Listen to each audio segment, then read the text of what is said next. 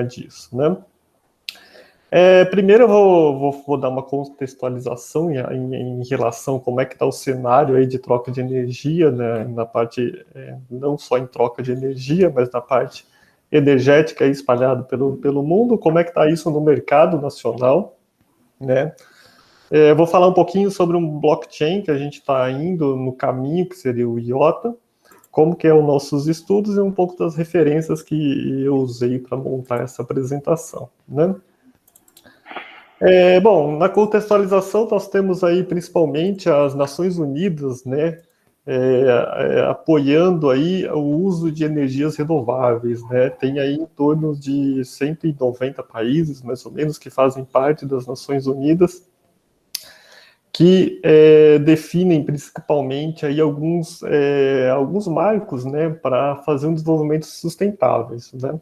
São 17 marcos em torno de desenvolvimento sustentável, e o desenvolvimento sustentável número 7, por exemplo, é o que fala principalmente a respeito da energia, né? E o que ele define, basicamente, né? Ele define que até 2030, se eu não me a gente tem que prover, assim, energia de baixo custo, né, que o pessoal consegue comprar, também que seja sustentável e que esteja disponível, né? E moderna aí para todo mundo, né? Eles estimam que hoje já tem aí, por exemplo, já temos aí 789 milhões de pessoas que não têm acesso a energia nenhuma, tá? E segundo o IBGE, o Brasil tem cerca de 5 milhões de pessoas que não têm acesso a nenhum tipo de energia, eles estão realmente no escuro, tá? E o Brasil faz parte disso, e o Brasil tem um projeto de tentar sempre aprimorar e levar energias aí para o pessoal que não tem, tá? Como é que isso está aí no mercado nacional, né? O Brasil ainda tem o Brasil, em relação à matriz energética, né, ele tem a sorte, vamos dizer assim, de falar que 83% das suas energias são renováveis, né? Por que isso? Porque eles utilizam a fonte principalmente hidrelétrica, né? Ou seja, 63% dessa energia que nós consumimos vem de hidrelétricas, também vem de biogás e vem desses outros tipos, né? Mas, notícias de 3 semanas atrás, vocês já devem ter percebido que estamos, assim, enfrentando mais uma crise, ou vamos enfrentar mais uma crise energética, devido a nossas matrizes energéticas ser basicamente através de hidrelétrica, né? Já estão saindo notícias, a ANEEL, que é o órgão regulador de toda a distribuição de energia no Brasil, já publicou notas falando que os reservatórios nacionais estão aí com um baixo nível, né? E já estão taxando, já começou a forma deles tentarem controlar um pouco, né? Que é criar taxas para os consumidores finais pagarem mais nessas energias, e também eles começam a ligar as termoelétricas, né? Que não são nada renováveis. A principal taxa que eles cobram é justamente para pagar esse consumo a mais que tem um custo essas termoelétricas. E também acaba não sendo renovável, né? Muitas hidrelétricas queimam combustíveis fósseis, né? E como é que é o panorama de energia disso, né? Por que isso está assim? Como é que isso vem? Historicamente, toda a nossa energia aí que a gente consome sempre vieram assim de grandes usinas hidrelétricas, né? Usinas hidrelétricas, usinas nucleares, são pequenos, são poucos fornecedores que conseguem fornecer uma carga enorme de energia, né? E isso passa por toda uma cadeia de transmissões, ou seja, a energia produzida nas usinas, depois passa para as transmissoras, e depois dessas transmissoras passam para as distribuidoras, né? Que aí vai chegar no nosso consumidor final, né? Simplificando um pouco, nós temos basicamente essa topologia de entrega de energia, ou seja, eu tenho aqui nossos produtores de energia, poucos produtores de energia entregando basicamente para milhares de consumidores, né? Isso como era feito no passado, né? Hoje em dia já tem uma tendência de introduzir aí um novo elemento nessa brincadeira, tá? Que elemento é esse? Nós já temos uma resolução da ANEEL que possibilita que as pessoas, né, instalem, principalmente voltado para energias renováveis. Hoje em dia o mercado está forte na parte de painel solar, mas também podem ser turbinas eólicas, não tem problema, que você pode instalar um painel solar, uma fonte de energia renovável na sua casa e vender essa energia para revender, né, vamos dizer assim, ou vender essa energia para as grandes concessionárias, né? Isso hoje ocorre sempre nessa direção, ou seja, eu compro a energia de uma distribuidora e vendo essa minha energia para essa minha distribuidora, né? E qual que é o cenário futuro que a gente está imaginando aí? Por que não adicionar mais um caminho nessa brincadeira, ou mais vários caminhos, né? Uma vez que eu estou produzindo a minha própria energia, por que não eu vender diretamente por um rapaz que não produz essa energia? Ou até mesmo, por que eu não... Uma outra pessoa que não consegue produzir totalmente sua energia, por que eu não posso vender essa energia para ela, né? E de forma direta, sem a necessidade de eu passar por todo aquele caminho de etapas, passando pela transmissão e distribuição, de forma direta, né? Esse é o caminho que a gente vai buscando. E por que não explodir isso, pulverizar isso? Ou seja, eu tenho um shopping, eu tenho um mercado que vende, que cria essa energia, vender para as casas e também adicionar, não sei se vocês estão conseguindo ver a imagem, ficou um pouquinho ruim, adicionar mais variáveis nessa brincadeira, adicionar carros elétricos, adicionar usinas virtuais, que o pessoal anda chamando, que são basicamente bancos de baterias que vão fazer parte dessa rede, e adicionar tudo isso e possibilitar que todos esses mecanismos, esse pessoal consiga trocar energia, consiga fazer uma interação de forma totalmente direta entre eles, né, sem depender de uma distribuidora, de uma unidade concentradora, né. Isso vai possibilitar também você escolher de quem que você quer comprar energia, né. Por exemplo, nesse caso aqui, por que eu posso comprar energia do A ou do B? A gente pode criar um sistema que eu posso escolher, né? Vou comprar do A porque eu tenho mais afinidade, o preço está mais barato, ele é uma ONG, a energia dele é mais limpa que a do B. A gente pode criar algumas regras de negócio para fazer essa brincadeira, tá? E aí, indo um pouquinho assim para o mercado nacional, o que a ANEEL, que é a Agência Reguladora de Energia Elétrica do Brasil, já está tomando providências para a gente trabalhar em cima disso, né? Ela está criando alguns tipos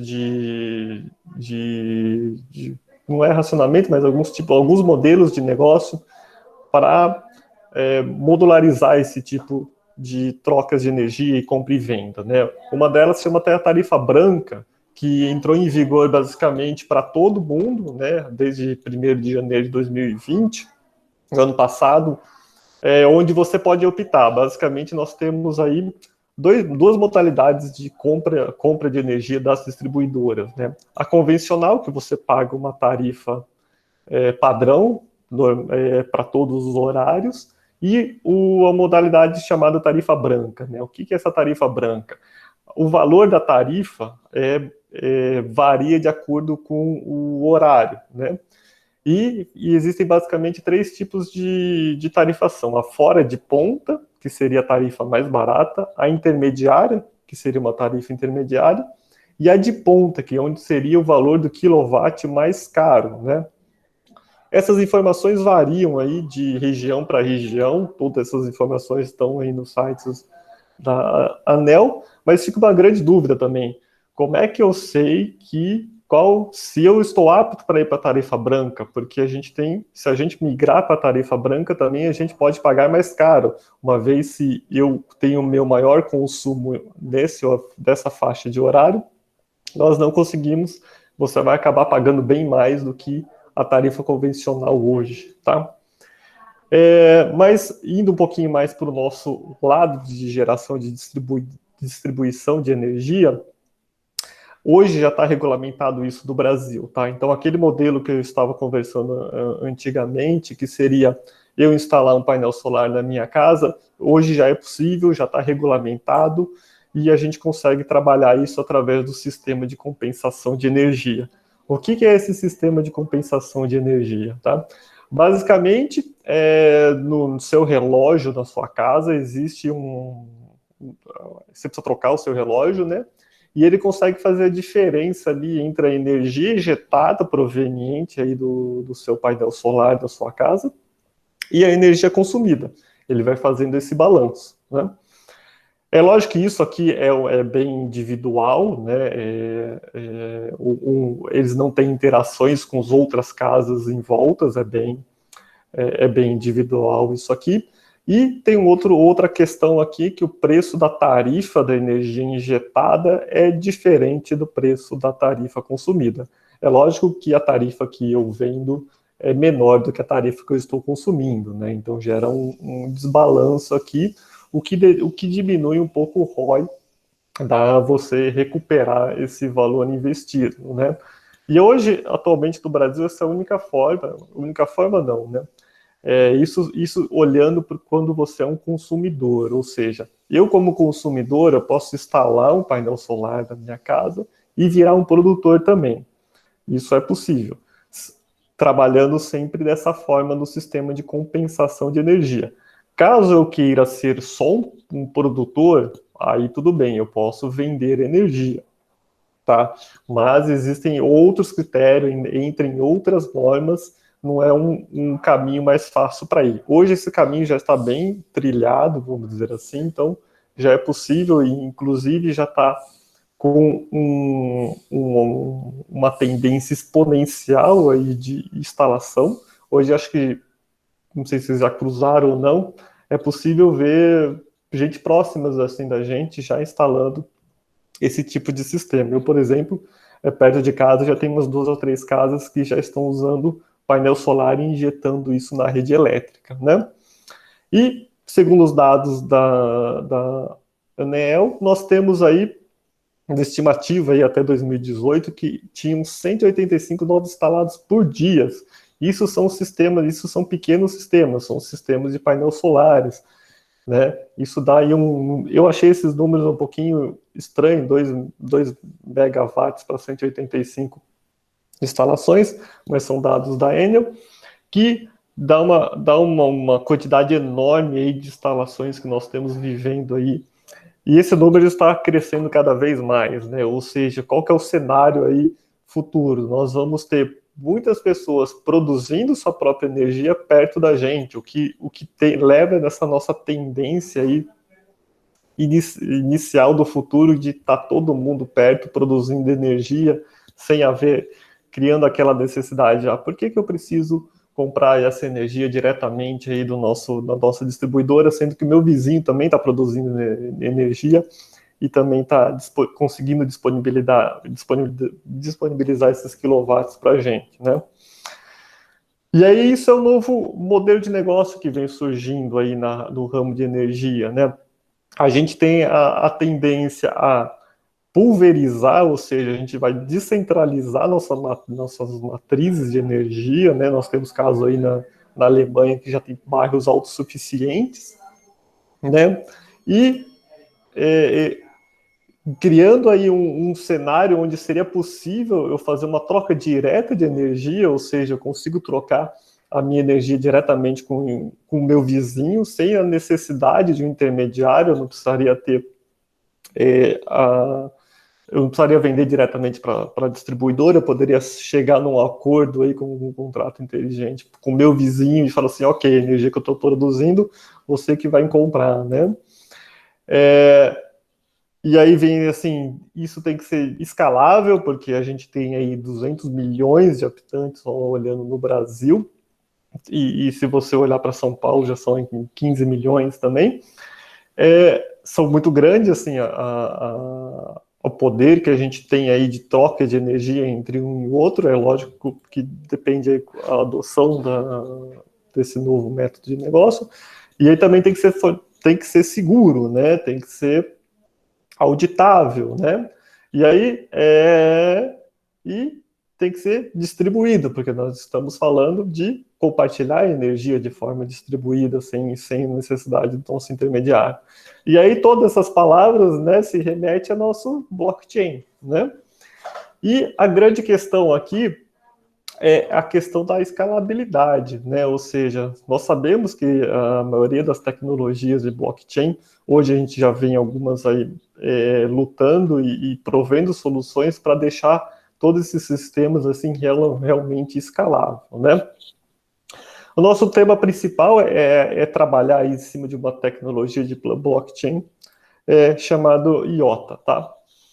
Eu não sei se vocês conhecem ou não, mas eu vou entrar mais um pouquinho a fundo em relação ao IOTA, essa tecnologia de blockchain, tá? O IOTA, de fato, não é um blockchain tradicional, tá?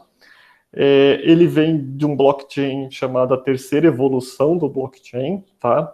Na verdade, o IOTA é fundado em cima do Tango, que eles chamam de Tango, que um dos fundadores é o Sergei Popov, que é um russo, só que agora eu não lembro se ele era naturalizado brasileiro ou não, mas ele dá aula na Unicamp, né? Ele é alocado no Instituto da Unicamp, né? Então, ele criou o conceito dos gráficos acíclicos dirigidos, né? Mais para frente eu vou mostrar um exemplo de como que isso funciona, né? É uma tecnologia open source, tá? Para criar um livro razão distribuído, é totalmente pública, né? A ideia inicial delas foi voltada para fazer o Internet das Coisas, ou seja, o conceito já é para fazer micropagamentos e também transferência de dados. Essa acho que é uma outra questão que essa tecnologia está vindo. Eu não quero criar uma rede simplesmente para transferir dinheiro, eu estou criando uma rede também para transferir informação de forma segura, né? E eu posso armazenar isso também em toda a minha rede, tá? E como é que funciona toda essa brincadeira aqui? Como vocês podem ver nessa figura, tá? Ele não faz uma cadeia linear, como se fosse a cadeia de blockchain, que é o tradicional do Bitcoin aí que a gente tanto cria. Ele cria essas ramificações aqui, ó, ele vai criando diversos nozinhos e ele tende a crescer conforme o número de transações, né? Ou seja, a espessura, vamos dizer assim, dessa cadeia tende a ficar maior ou maior, o que possibilita aí um maior aumento de transações por segundo em cima dessa, de acordo com o número de transações, né? Aqui a gente tem uma imagem exemplificando isso, ou seja, quando eu tenho muitas transações entrando tentando entrar na minha cadeia de blockchain, existe aí um gargalo, e esse gargalo delimita aí o número de transações por segundo. Na teoria, o IOTA não possui um limite de transações por segundo, né? Mas alguns artigos já conseguiram comprovar que ele consegue aí alcançar 1000 transações por segundo, mais que isso, né? Ele não tem minerador, tá? A tecnologia do IOTA não possui um minerador de fato, não tem ninguém ali minerando como que é o blockchain, né? Mas aí você vai me perguntar como é que isso funciona, então, como é que a gente põe transações e como que essas transações são validadas. Toda vez que alguém vai introduzir uma nova informação, uma nova transferência dentro da blockchain, você é obrigado a validar 2 transações anteriores, tá? Isso é feito, e essa validação dessas 2 transações anteriores é um Proof of Work, que é feito no momento onde é que o dado está sendo inserido na cadeia, tá? Então, no momento que o dado é inserido na cadeia, pela tecnologia do IOTA, é selecionado aí 2 nós aleatórios, tá? E eu valido esses 2 nós através de um Proof of Work. Então, quando eu for for pôr uma informação, eu preciso fazer esse proof of work. Então, já existe aí um mecanismo contra um denial of service, por exemplo, que para eu conseguir pondo nós na rede, eu tenho que necessariamente fazer uma prova de trabalho, ou seja, eu tenho que ter um poder computacional para fazer isso, tá? Mas assim, hoje ainda nem tudo são flores, vamos dizer assim. Não existe mineradores, mas o IOTA em si existe, acabei não falando, quem mantém toda quem mantém toda a rede do IOTA funcionando é uma IOTA Foundation, né? Hoje o IOTA ainda não está 100% implementado no seu conceito, porque ele ainda existe um papel aí de um coordenador, tá? O coordenador, eles são máquinas, né? São nós assim que só a IOTA Foundation usa ele na rede pública, né? Lógico que você pode pôr uma rede privada, a fim de validar algumas transações, tá?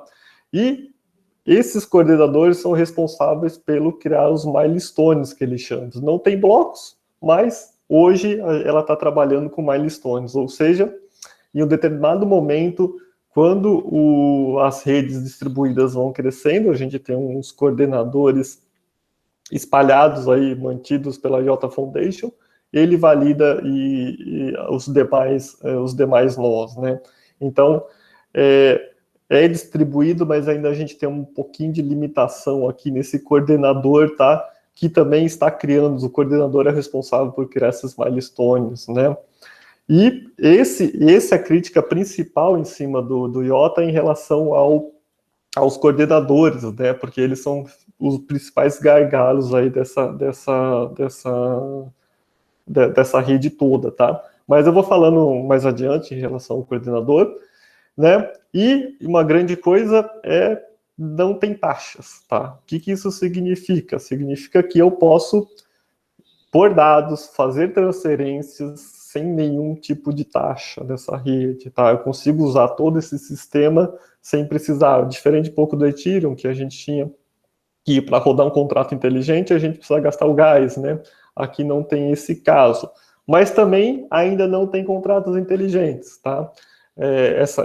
O IOTA ainda não está com ferramentas aí para fazer toda a parte de contrato inteligente, mas já está no roadmap deles que eu vou mostrar a seguir, tá?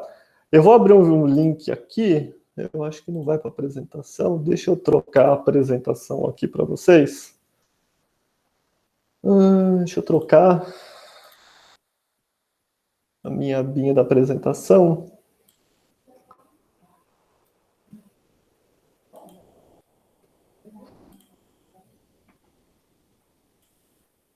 Tá, deixa eu ver se consigo reiniciar essa aba. Tá. Vocês estão conseguindo? Tá aparecendo aqui. Tá. Esse aqui é o Explorer, né, do Tango, do IOTA, né? Essa parte dessa visualização aqui, ups, cadê? Perdi.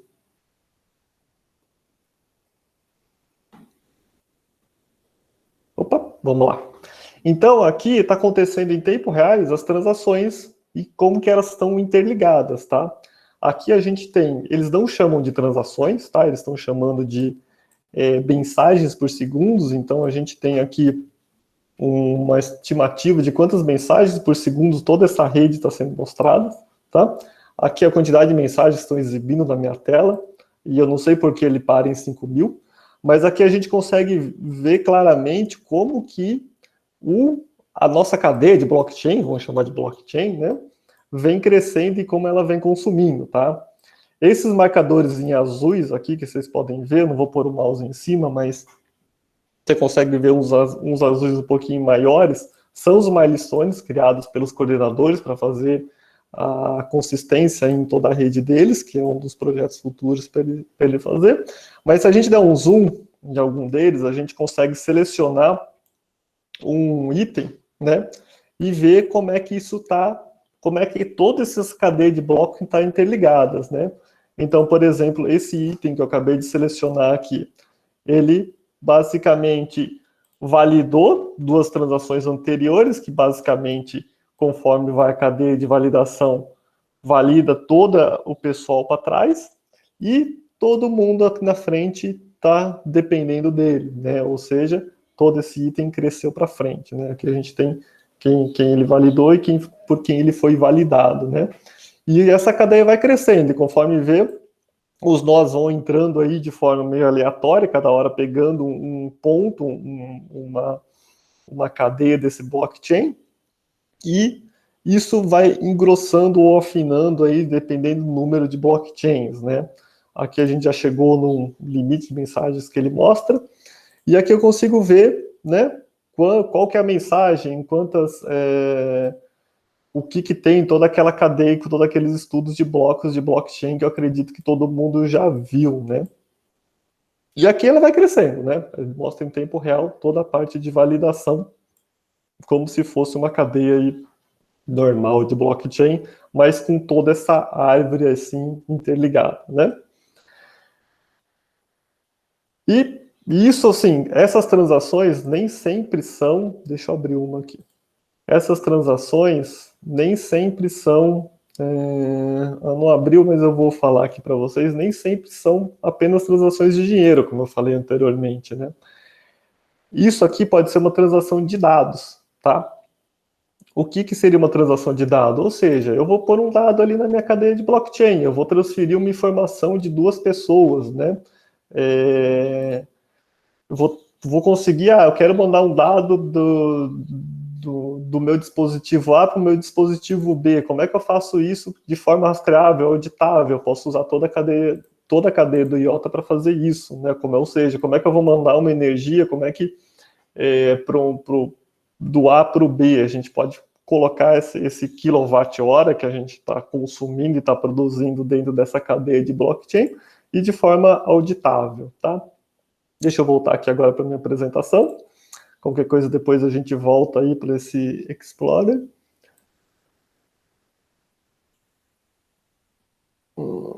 Aqui.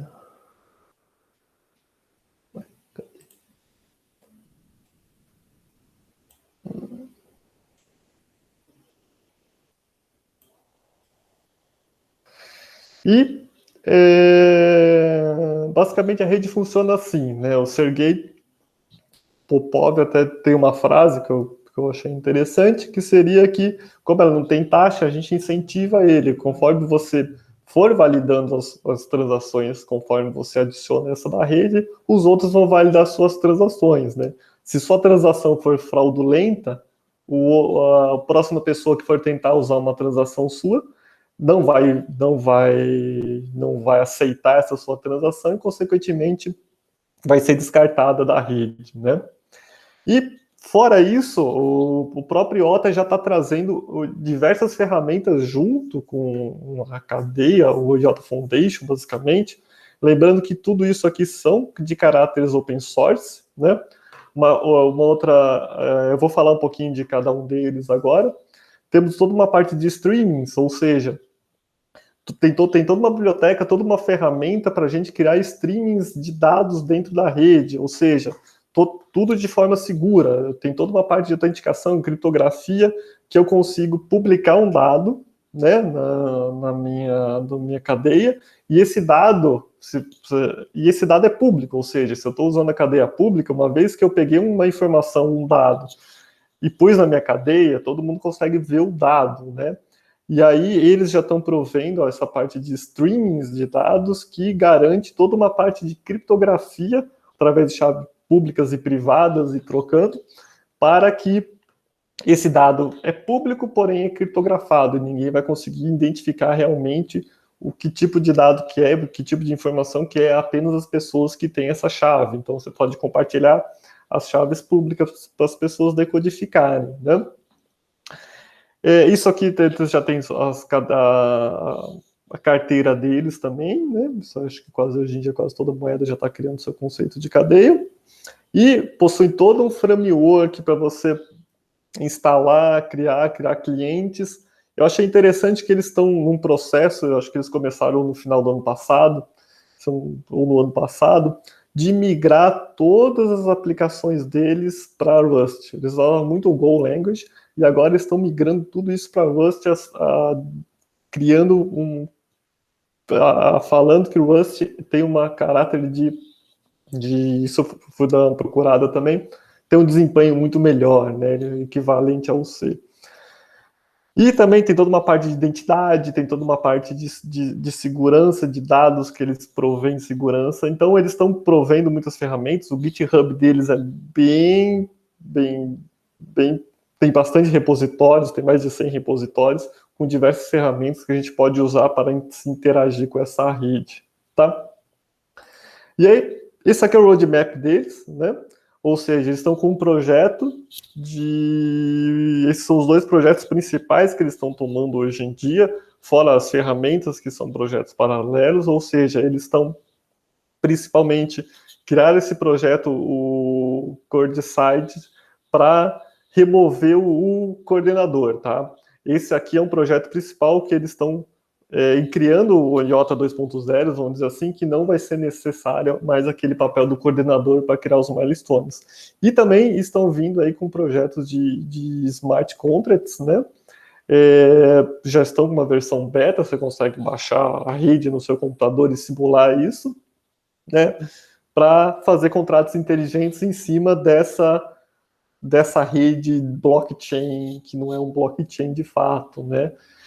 Pode ser interessante, principalmente para as questões de escalabilidade, né? E em busca do nosso mestrado, principalmente, em busca aí dessas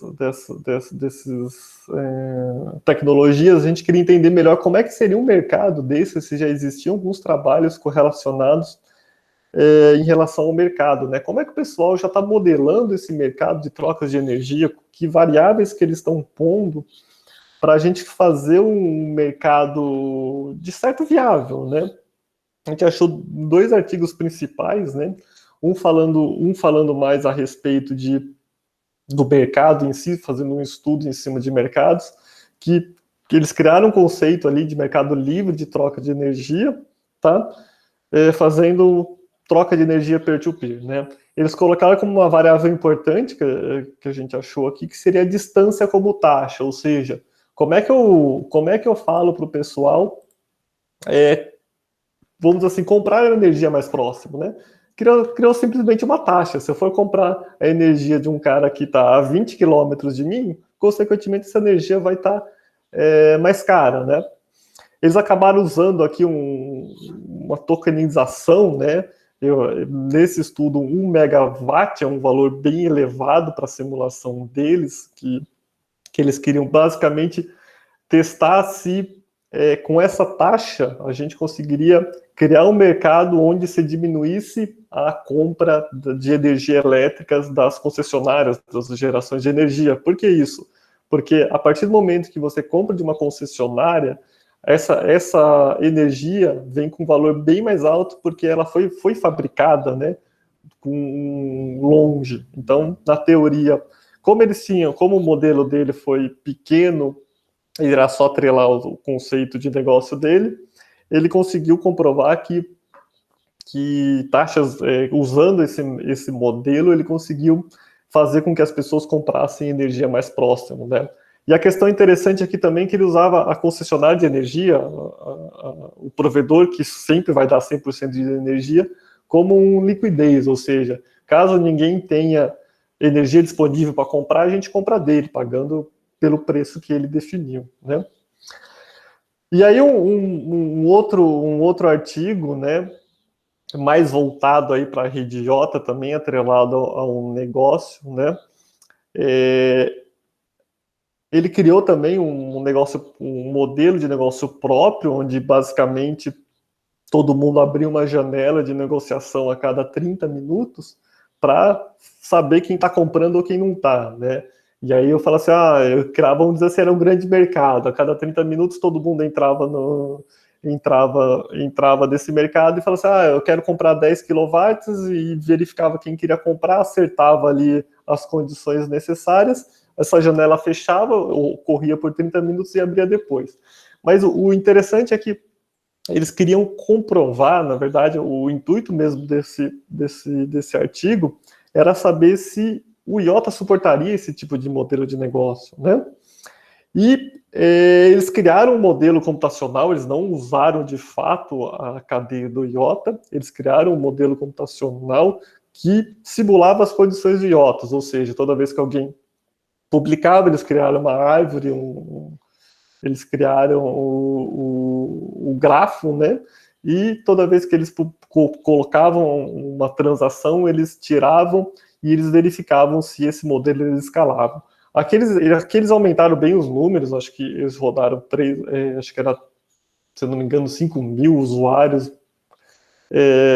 entrando nesse tipo de negócio, só que atendendo esse negócio, ou seja, só tinha transações a cada 30 minutos, e a cada 30 minutos tinha bastante transações, que não é uma realidade assim do mercado de energia, né?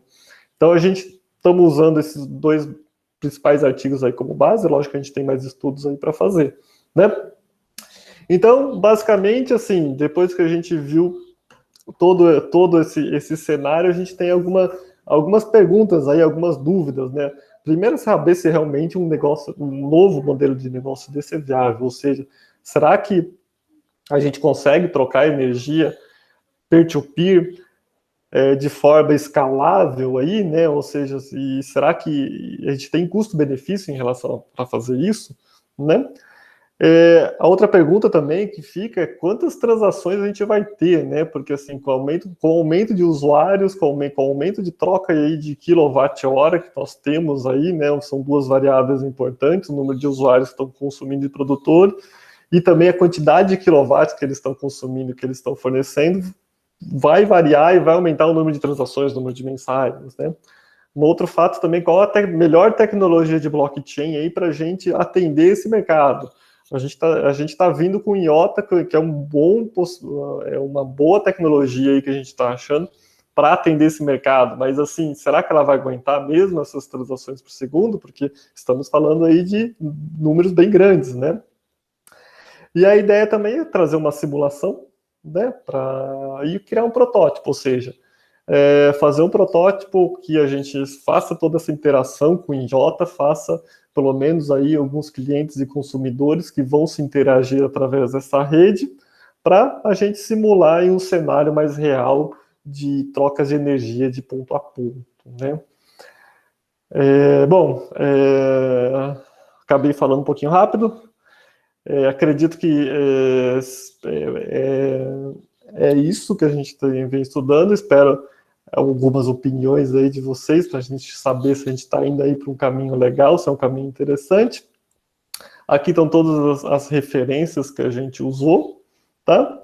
E obrigado. Eu deixei aqui meu e-mail também, caso alguém queira entrar em contato, eu estou no grupo de vocês. E agora eu abro assim para a gente poder discutir um pouquinho mais a respeito do tema, tá? E se vocês quiserem voltar a tirar dúvidas a respeito do IOTA, do Explorer, a gente está aqui para isso. Muito legal, Bruno. Gostei bastante da apresentação. E aquele Explorer, ele é bem hipnótico, né? Eu vou deixar ele rodando aqui para vocês ficarem vendo. Fica meio zen ali, ele não é fácil não, é interessantíssimo.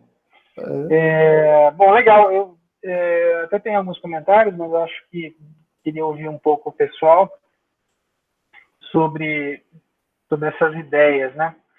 Se alguém tiver alguma pergunta, fique à vontade. Pergunta, comentário, qualquer coisa assim.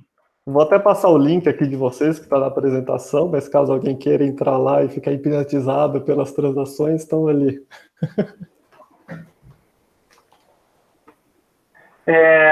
Eu fiquei com bastante dúvida, Bruno.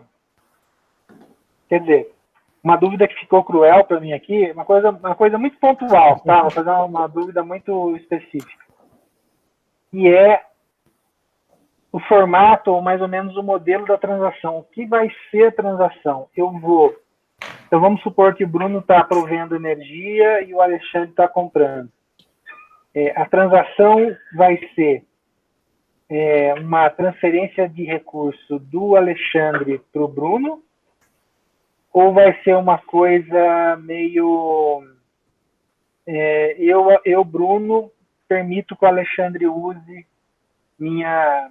É uma coisa do pré-pago ou pós-pago, sabe? Sim, entendi. É uma leilão ou é uma transação direta, né? Eu fiquei com bastante dúvida qual seria o melhor jeito de fazer isso. Eu não sei se você chegou a ler ali nos artigos do Paul Kuff, né, nas referências, como que eles estão enxergando isso. Aqueles 2 artigos que a gente pegou, eles têm visão bem diferente, né? Um realmente abre um leilão, ou seja, ele fala assim, olha, eu tenho 5 quilowatts para vender, que a gente pode trocar isso para uma tokenização também, ou seja, a gente troca recursos entre eles, ou seja, se eu tenho 5 quilowatts, eu tenho 5 tokens, 5 iotas, alguma coisa do gênero, e aí eu vejo quem quer comprar 5 quilowatts, né? Mas eu acredito que o melhor cenário é tornar isso mais dinâmico e tornar aí o modelo de indo para um caminho mais streaming da vida, ou seja, porque a energia, se a gente pensar bem, a gente não vai armazenar esse tipo de energia. Eu não tenho um lugar para armazenar aquilo 5 kW, senão eu vou ter que pôr baterias, não é o que está acontecendo hoje. A visão hoje é eu produzir, eu ponho na rede. Uma vez que eu produzir e pôr na rede, eu tenho que ter alguém para comprar essa energia. Senão eu vou ter que sempre trabalhar com o meu liquidez, que seria a minha concessionária de energia, né? Eu até posso dar um pitaco aí. Tem a questão do carro elétrico, né? Isso. O carro elétrico, do ponto de vista, é um banco de baterias, né? Exatamente. É um grande banco de baterias. Eu não sei exatamente quantos quilowatts é a capacidade de um carro normal, pequeno, né? Mas eu acho interessante, entra nessa equação, né, da sua viabilidade, os carros elétricos, porque, por exemplo, eu posso usar, vamos supor, um cidadão normal daqui a 10 anos, né, que tem um painel solar em cima do telhado e tem um carro elétrico na garagem. Então, eu posso eventualmente acumular energia no carro e naquele pico, aliás, achei muito engraçado o nome que as operadoras deram, né? Tarifa branca e tarifa vermelha, né? Tarifa branca é a que você escolhe mas como é que é mesmo o nome? O vermelho eles deram um outro nome ali, né? Ponta e fora de ponta. Ponta. Não é a ponta, é a cara, né? Mas assim, enfim, aí eu poderia usar a energia naquele espaço, né? E a tarifa de venda que eu poderia exercer também podia ser diferenciada, né? Isso. Então eu poderia vender energia mais cara quando está na tarifa de ponta. Uhum.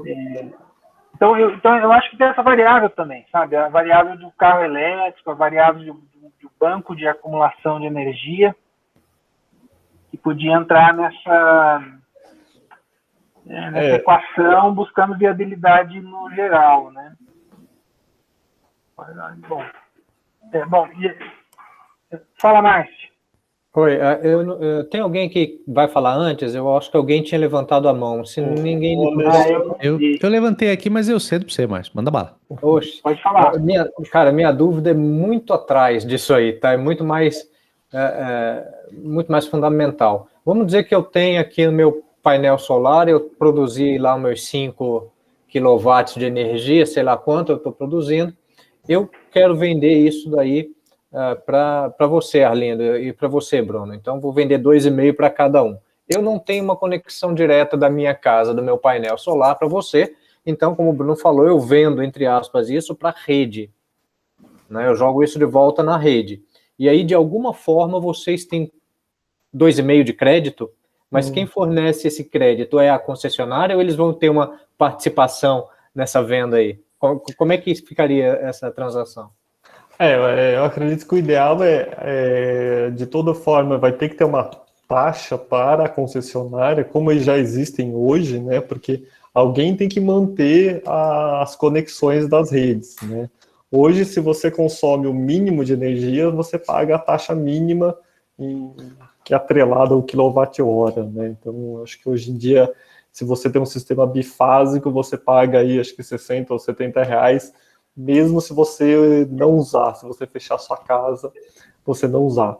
O que a gente pode criar nesse modelo de negócio é de acordo com a distância também, eu pago um percentual dessa taxa que vai para a concessionária de energia a fim de manter a rede funcionando e operacional, né?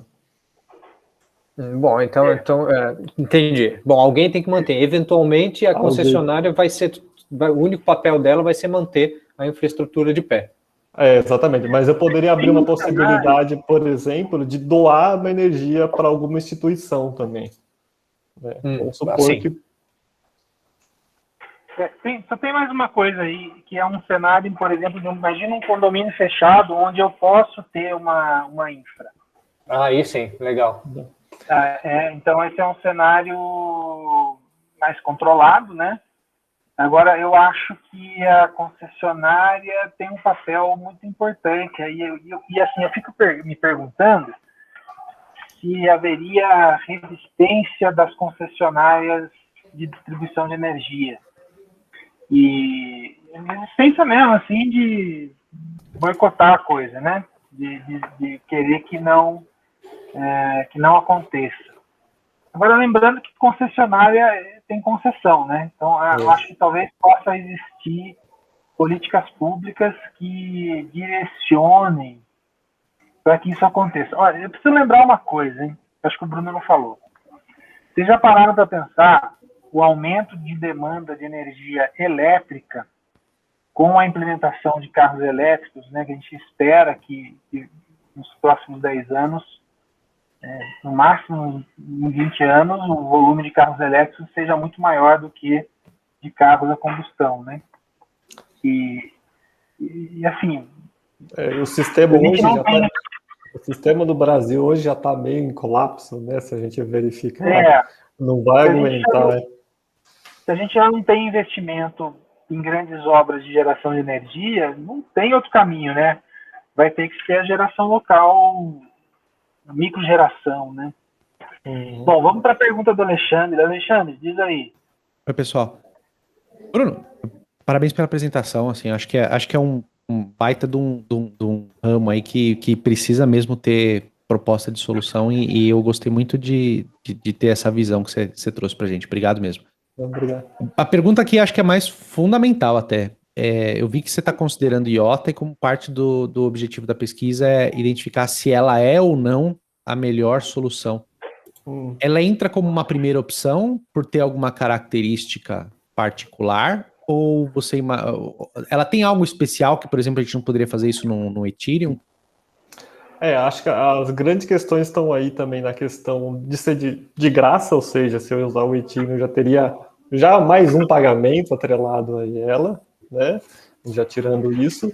E a grande questão da escalabilidade também, né? O IOTA foi fundamentado principalmente para a internet das coisas, né?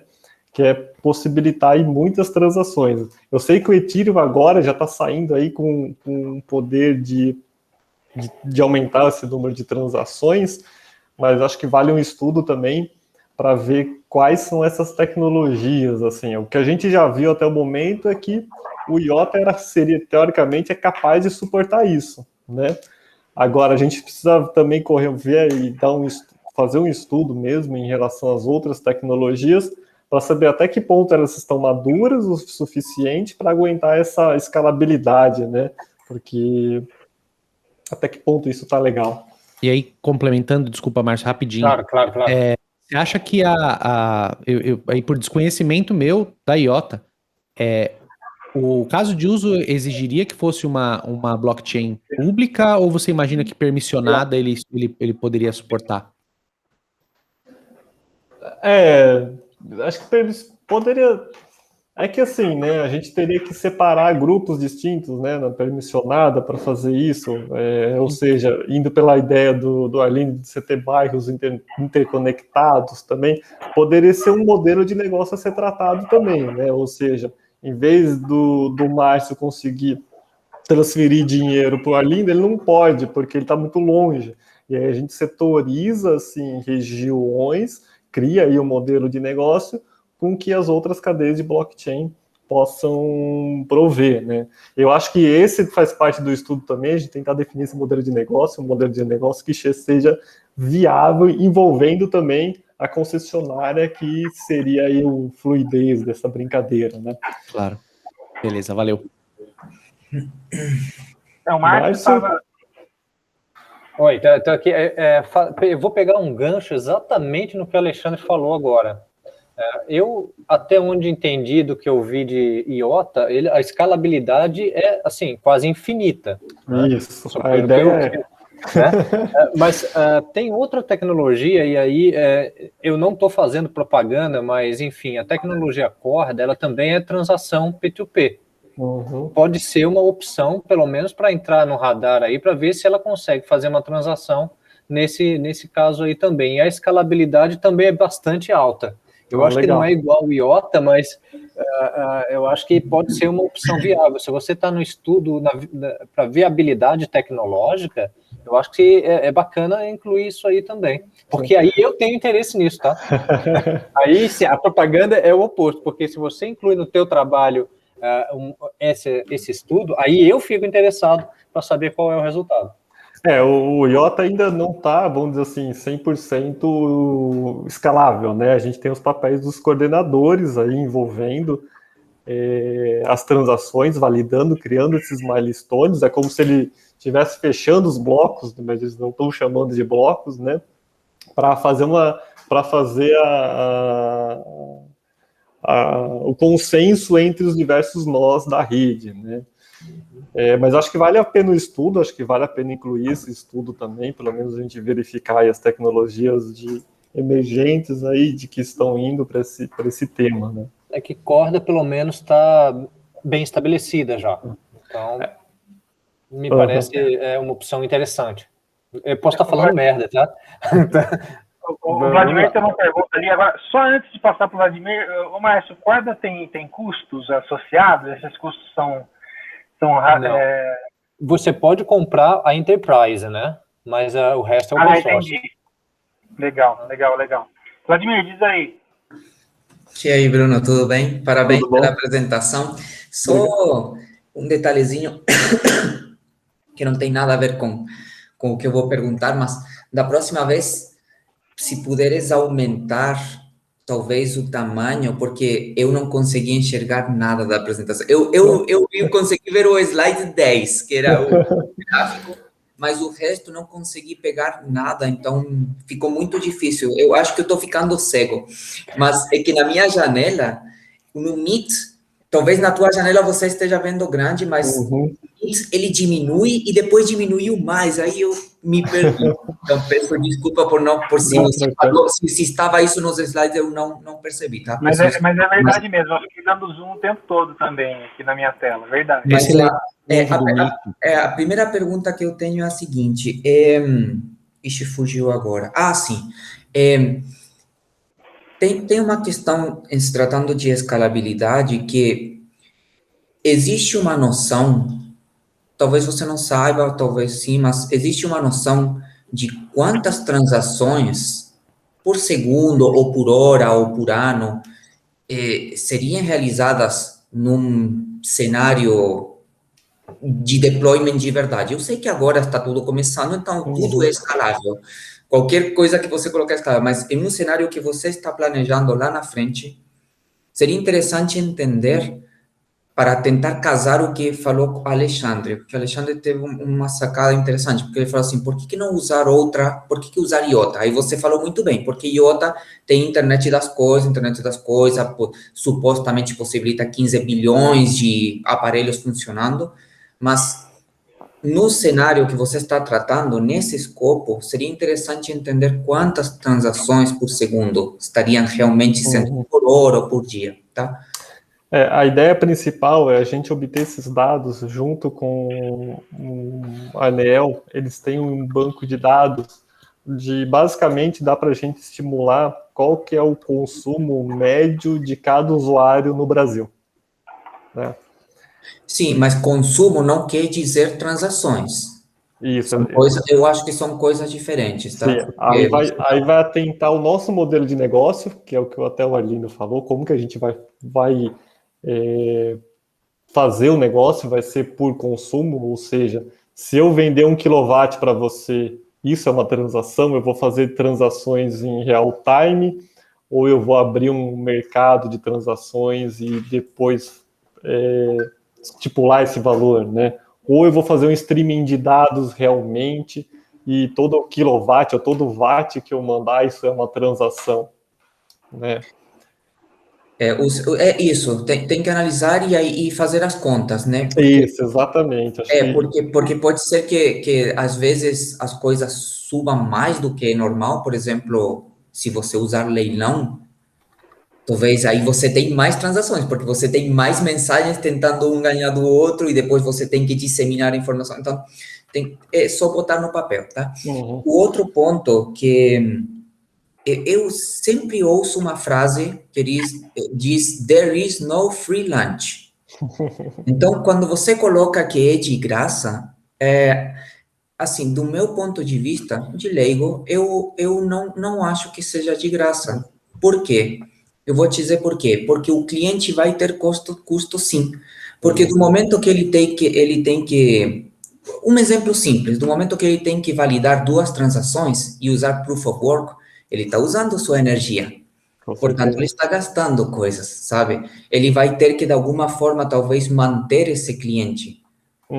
Já que, entre aspas, não é bem, pode ser peer-to-peer, como você quiser chamar, mas não é a ANEEL que vai colocar para você um aparelhinho. Para que você possa, por exemplo, vender para outra pessoa direto, ele não vai fazer isso, certo? Ou seja, se for tudo feito pela ANEEL, porque for, aí tudo bem, eles têm responsabilidade de colocar um aparelhinho e verificar se esse aparelhinho está funcionando. Agora, se você quer transferir direto para, por exemplo, para a casa do lado ou para um carro que se estacione e você quer transferir, esse aparelhinho, como não passaria pela ANEEL, seria uma coisa direta, é o cliente que vai ter que manter toda essa não vou dizer infra, mas o aparelhinho, o funcionamento, e isso tem um custo. Então, Sim, eu sim. acho que, volto a insistir, quando colocam quando colocam que a coisa é de graça, pode que o IOTA tenha colocado isso, tá, Bruno? Sim, E sim. eu concordo do ponto de vista dele. Olha, nós não gastamos, não pedimos remuneração, mas precisa pensar que alguém vai pagar. E esse acho que seria o teu trabalho. Quem paga isso, tá? Então, o IOTA, ok, eles não vão pagar. Mas dentro do seu modelo, quem que vai pagar, tá? Acho que são os 2 pontinhos aí que eu tinha para meus 2 cents. Legal, obrigado. Não, legal, Vladimir. Realmente, não tem os custos disso. E outra, você tem que manter a internet, né? Você tem que manter conectado os nós. Não é tão trivial assim. Sabe o que eu fiquei pensando também, Bruno? Deixa eu ver se não tem ninguém na fila aqui. Em termos metodológicos, aí eu acho que seria interessante a gente explorar a ideia de micro-regiões, no sentido de, vamos supor que realmente haja uma política pública para que a gente construa esses esquemas de produção local de energia, né? Essas políticas públicas, elas provavelmente seriam organizadas em termos de micro-regiões. E aí não está muito claro para mim se uma micro-região seria uma cidade, seria um bairro, seria uma avenida. A gente tem uns casos na Alemanha que eles já criaram bairros autossuficientes, né, em troca de energia. Todas as casas têm painel solar, eles trocam energia entre si, e a grande coisa é viabilizar a menor compra possível de fora, né? E sempre tentar vender isso para fora, né? Aí seria uma micro-região, né? É legal, acho que era interessante a gente tentar definir um pouco mais esse conceito de região, isso está meio indefinido. Só antes de passar para o Márcio, mais uma coisinha, Márcio. E vamos tentar encontrar, um pouco na direção da pergunta do Vladimir, uns traces, né? A gente já tentou encontrar, traces, né, os cases registrados de como tem sido essas trocas de mensagem para compra de energia com granularidade baixa, né, assim, comprando quilowatt mesmo ali. Acho que a gente podia tentar modelar um cenário bem Então, assim, definindo o conceito de micro-região, dá para a gente pegar e ser meio ousado e tentar definir, vamos pegar a cidade de São Paulo, vamos dividir em 1.300 micro-regiões e vamos ver o que pensar como pode ser essa história. Eu acho que é um caminho interessante, assim. Diz aí, Márcio. Olha só que coisa interessante, né? Na minha trajetória profissional de saída da academia para entrada no mercado privado, entrei em contato com pessoas bastante interessantes. E aí eu quero sugerir a vocês, o que eu acho bastante legal, é que proponham um projeto PIP de empreendedorismo com startup e não sei o quê, para fazer um teste, por exemplo, num condomínio. Mas aí teste envolvia também engenharia, justamente para fazer essas conexões e cabeamento e painel solar e tudo mais. E acho bastante interessante também, porque conheci um cara do Paraná, lá de Foz, que é um dos dirigentes de um ICT chamado Itai. Esse ICT, ele tem um projeto, faz um tempinho que eu não falo com ele, já falei com ele em fevereiro da última vez, eu preciso até retomar esse contato, mas ele trabalha com um projeto de micro-redes. Né? Então, eu acho que falar com essa galera lá do Paraná também pode ser interessante para um projeto piloto. E eles lá têm, a sede fica em Foz, mas eles têm outras filiais em cidades pequenas ali do Paraná. Né? Eles têm acesso a um parque tecnológico lá do Paraná também, que aceita esses tipos de projetos, tá? Eu acho bastante interessante isso. E aí, se vocês pensarem em fazer isso num futuro próximo, de novo, me chama que eu quero ver essa coisa acontecer, sabe? Eu virei um entusiasta de blockchain, assim, para mim, eu estou vendo blockchain até no arroz. Né? Então somos dois. Eu faço tudo que eu vejo agora, mas isso aqui podia ser melhor. Né?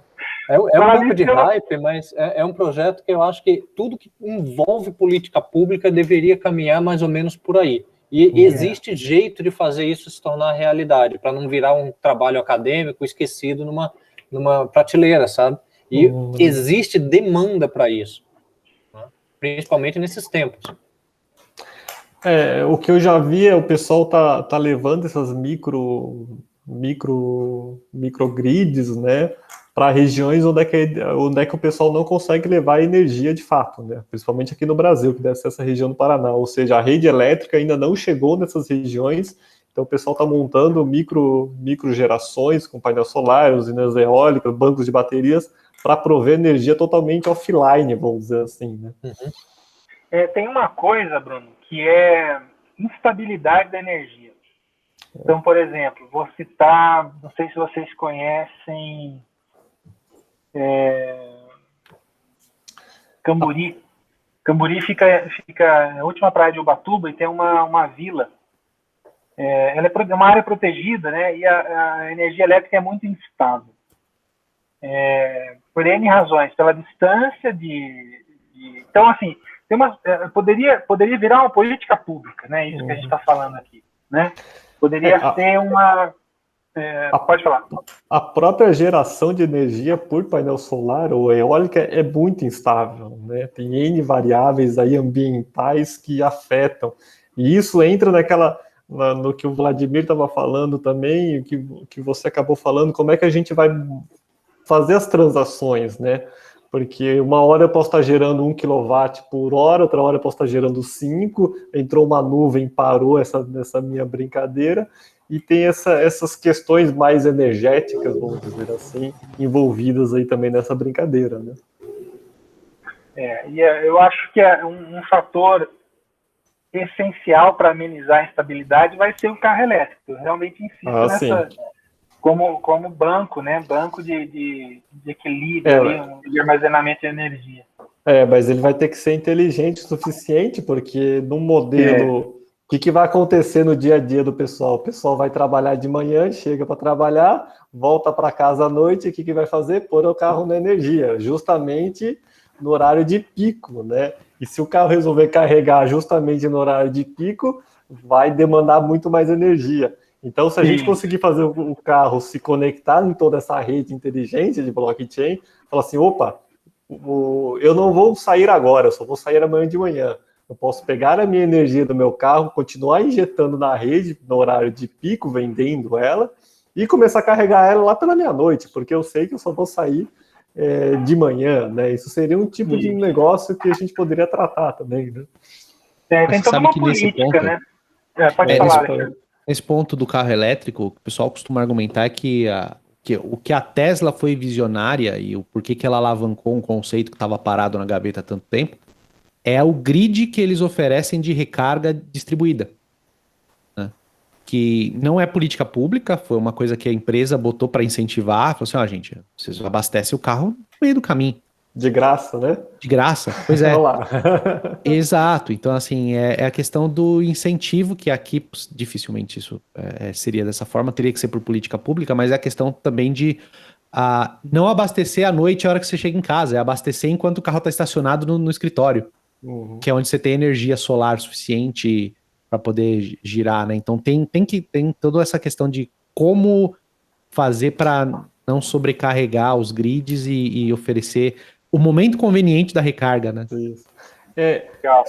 Só puxando um pouco o gancho, eu moro aqui em São José dos Campos, né? Não sei se quem conhece a região. E eu fui foi até esse final de semana, eu fui ali no Pão de Açúcar, no Aquários, não sei se alguém conhece ou não. E lá nunca fui em supermercado de rico, nunca vou. Eu descobri que lá é bem de rico mesmo, porque lá já tinha uma tomada para carregar carro da Volvo. Era só da Volvo. Eu só reparei nisso porque eu estava no estacionamento e chegou um cara, né? Um carro entrando, fazendo barulho nenhum, já olhei, né? Um carro enorme da Volvo. Parou ali, o cara puxou a tomadinha e carregou. Eu falei, nossa, totalmente de graça. Então, assim, até as concessionárias mais tradicionais já estão puxando esse gancho aí da Tesla também, criando esses incentivos aí, né? Até que ponto isso vai ser de graça, né? Mas esse modelo de negócio, ele não escala, né? Porque, imagina que Volkswagen, Chevrolet, Fiat, todo mundo faça a mesma coisa, né? Não dá. Eu acho que o custo da energia elétrica também deve se tornar mais alto. Minha opinião, né? Deve subir.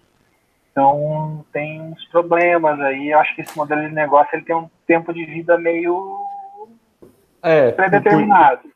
Puxando ali a fala do Vladimir, quem está pagando a conta daquele usuário do carro elétrico que está carregando o Pão de Açúcar sou eu, né? Porque, de alguma maneira, o Pão de Açúcar vem comprando energia da concessionária, isso está atrelado aos produtos e o cara está usando de graça, né? Mas alguém está pagando a conta.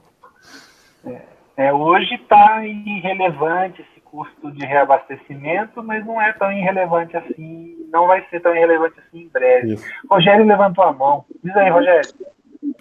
Só indo para o caminho de ver blockchain em tudo, essa mesma solução pode ser usada para comunicação, acabar com a brincadeira de roubar o Wi-Fi do vizinho e até água, né? Porque hoje a energia elétrica é mais complicado, né, para a gente ter uma geração. Mas hoje eu estou fazendo uma construção, eu cavei lá para fazer alicerce, já tem água. Se eu colocar um pouquinho mais para baixo, tem água mineral aqui na minha região, aqui de São Paulo. Então, nada me impede de colocar uma bomba e fornecer água para os vizinhos, né? A um custo muito mais barato que a concessionária. Lógico, aí tem o lance da pureza, fazer uma série de medições. Mas é o mesmo modelo, né? Só que precisaria colocar um cano entre uma casa e outra, né? Eu acho que está mais viciado em blockchain do que deveria também. Esse é um modelo. No fundo, a gente está falando da questão peer-to-peer, né? Vocês concordam? No fundo, a gente está falando dessa mudança de paradigma que é mover do estruturado para o peer-to-peer, né? Só uma coisa, hein, Rogério? Tem uma legalização aí que você precisa fazer para extrair água de subsolo. Eu sei. Mas não vou fazer, não. Foi só uma. Não vou fazer agora, né? Agora, o lance da água, agora só para não perder o gancho, essa questão de venda de água é um tema quente também, assim, está bem em discussão, né? Vários países terceirizaram a extração e distribuição de água e tem aquela discussão entre serviço público e serviço privado tá quente, assim, sobre esse tema. Bom, voltando lá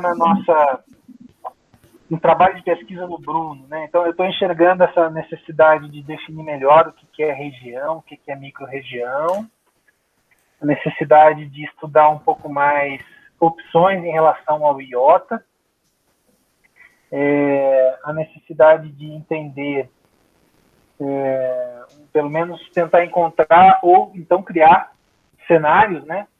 Cenários que a gente consiga apresentar com clareza, né? Então, pega o projeto aqui, cidade de São Paulo, como é que poderia ser, né? Acho que são os 3 caminhos principais. Deixa eu ver. Agora, só para não esquecer aqui, só para não pegar o gancho, né?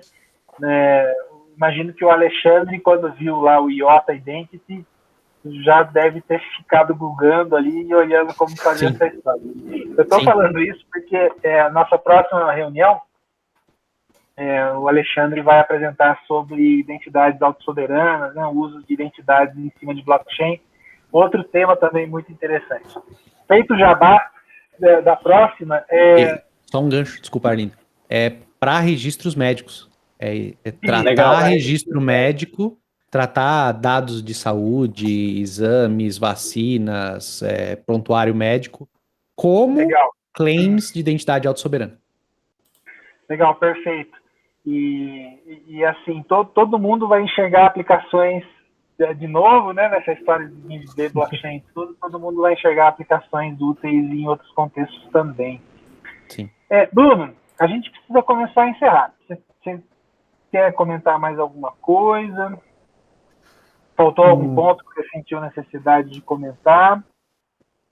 Não, acredito que é isso. Acho que acho que o objetivo mesmo é tentar discutir bastante em relação a isso, né?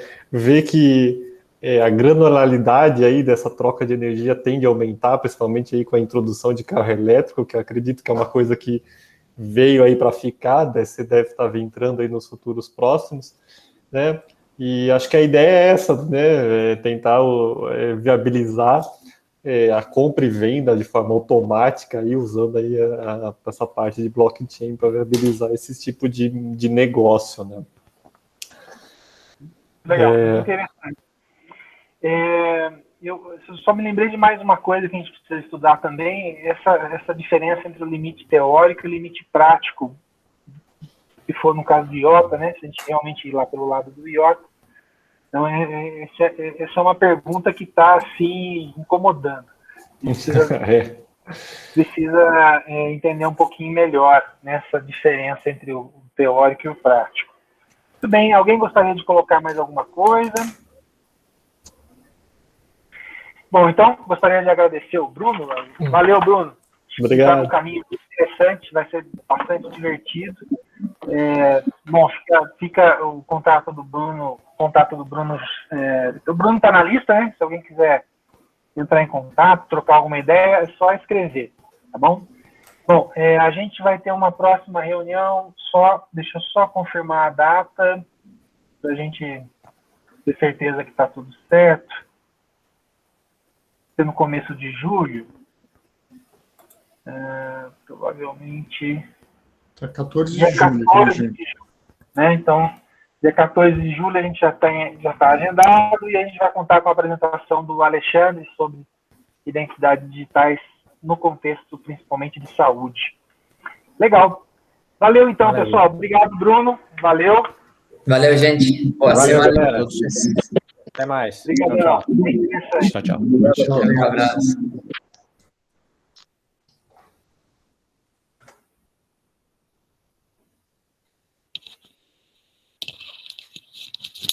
Valeu, Bruno. Olá.